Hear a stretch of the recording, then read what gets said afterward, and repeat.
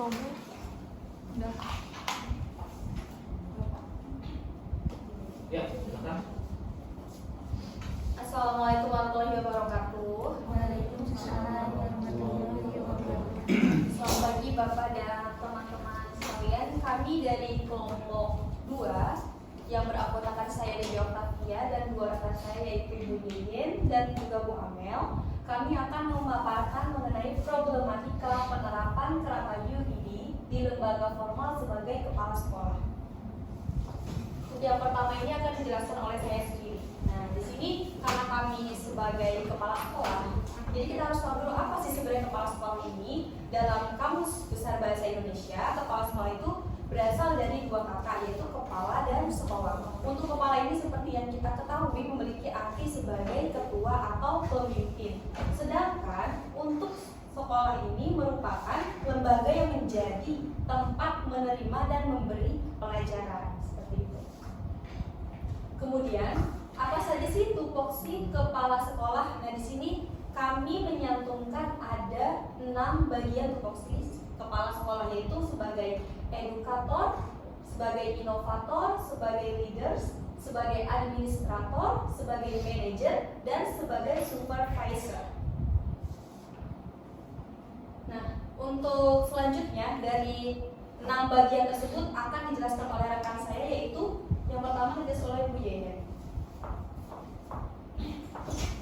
Nah, di sini saya akan menjelaskan mengenai tugas kepala sekolah sebagai edukator. Problematikanya adalah kepala sekolah akan mengalami kesulitan gitu dalam membimbing dan mendorong guru untuk meningkatkan profesionalisme dalam menerapkan UBD di pembelajaran karena kurangnya sumber dan informasi terkait UBD serta kurangnya motivasi guru untuk mencoba hal-hal baru. Nah, karena kita ketahui sendiri gitu bahwa kurikulum UBD ini tuh masih jarang gitu digunakan di Indonesia. Jadi belum banyak contoh-contoh yang bisa dijadikan acuan gitu untuk menerapkan UBD ini. Nah, di sini juga nantinya kepala sekolah jika menerapkan kurikulum UBD akan mengalami kesulitan gitu untuk mengedukasi gurunya gitu untuk dapat menerapkan UBD ini di sekolah. Nah, untuk solusinya sendiri yaitu membuat rencana kerja atau RKS dengan menghadirkan praktisi yang memberikan sosialisasi mengenai pengembangan dan penerapan kurikulum. Jadi untuk bisa memecahkan masalah ini, kepala sekolah perlu menghadirkan ahli-ahli di bidangnya gitu untuk dapat memberikan pembelajaran kepada guru bagaimana caranya untuk dapat menerapkan kurikulum UBD ini di sekolah. Nah, yang kedua itu memberikan penghargaan atau apresiasi kepada guru yang kreatif dan mengoptimalkan UBD sehingga guru akan termotivasi. Nah, untuk hal pertama yang bisa dilakukan itu memotivasi guru dulu gitu untuk dapat melakukan sosialisasi ini gitu. Nah, kepala sekolah bisa memberikan penghargaan atau apresiasi kepada guru gitu yang kreatif agar si guru itu semakin termotivasi untuk dapat menerapkan kurikulum ini di sekolah.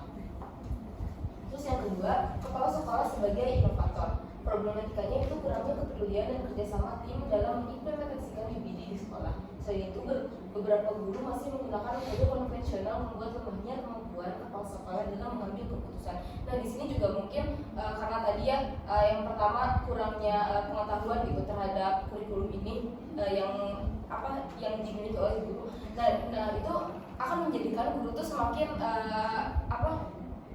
guru itu akan semakin senang gitu menggunakan metode konvensional karena dirasa lebih mudah.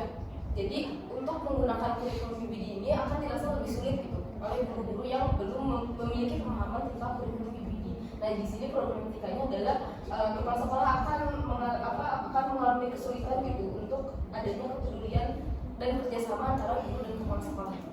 Nah, untuk solusinya sendiri itu memberikan pelatihan kepada guru atau membentuk kaderisasi dan melakukan sosialisasi dengan tujuan untuk mengetahui guru yang memiliki kompetensi yang baik akan menjadi teladan dan membimbing guru yang lainnya. Nah, di sini sosialisasi tadi itu untuk mengukur gitu, mana kira-kira guru yang memiliki kompetensi yang baik. Nah, nanti guru yang akan memiliki kompetensi yang baik ini bisa untuk mengajarkan temannya gitu. Jadi kepala sekolah akan lebih mudah gitu untuk mensosialisasikannya kepada guru-guru yang lain agar memahami penerapan kurikulum ini.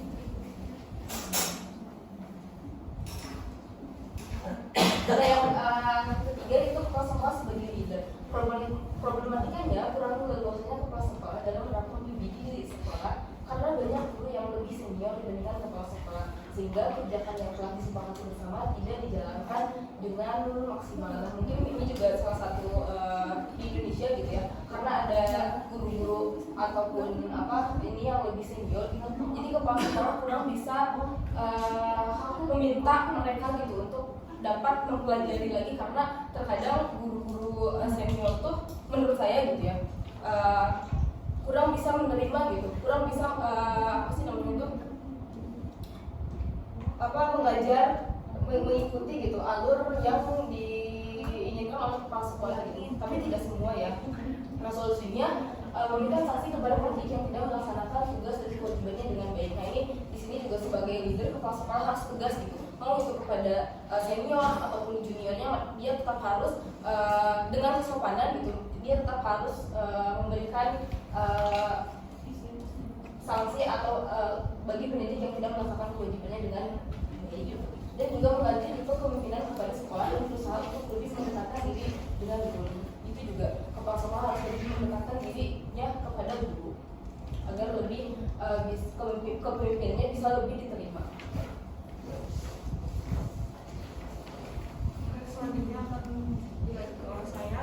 Yang keempat itu ada kepala sekolah sebagai administrator.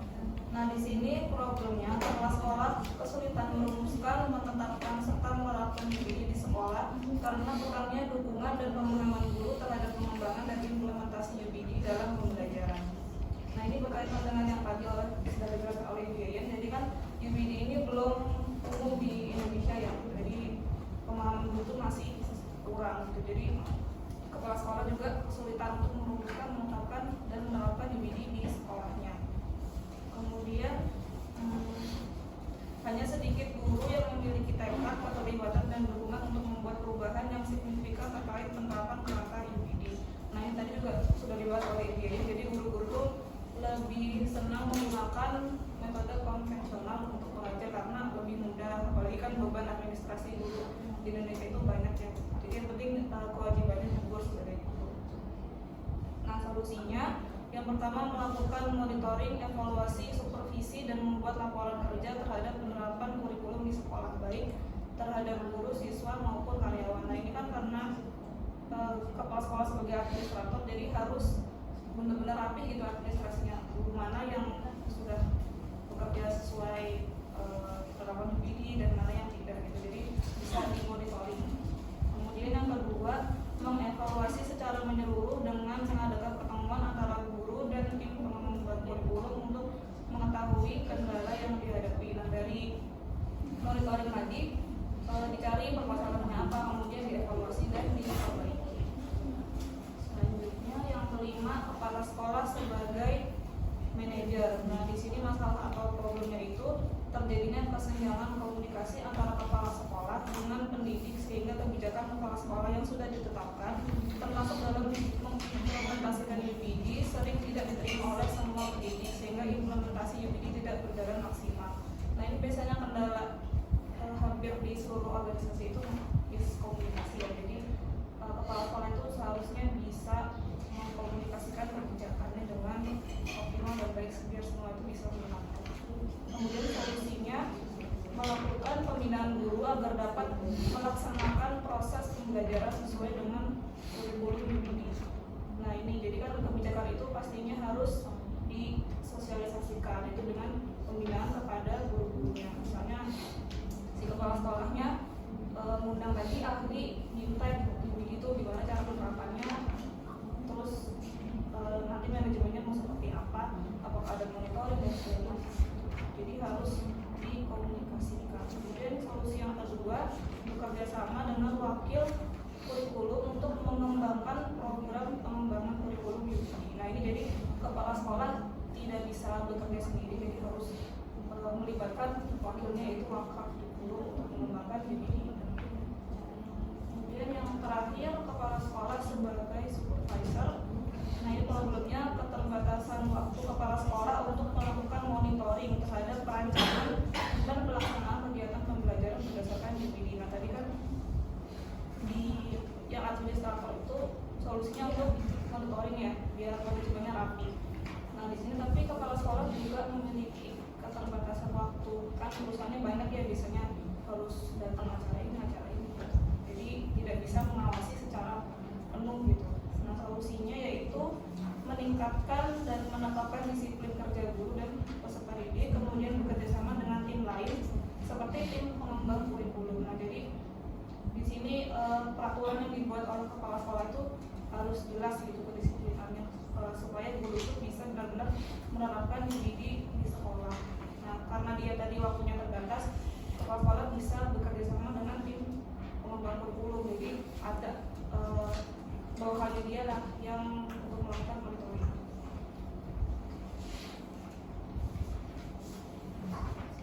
Oke, belum dibuat kesimpulan ya.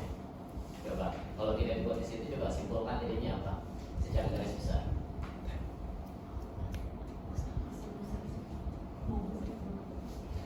Coba.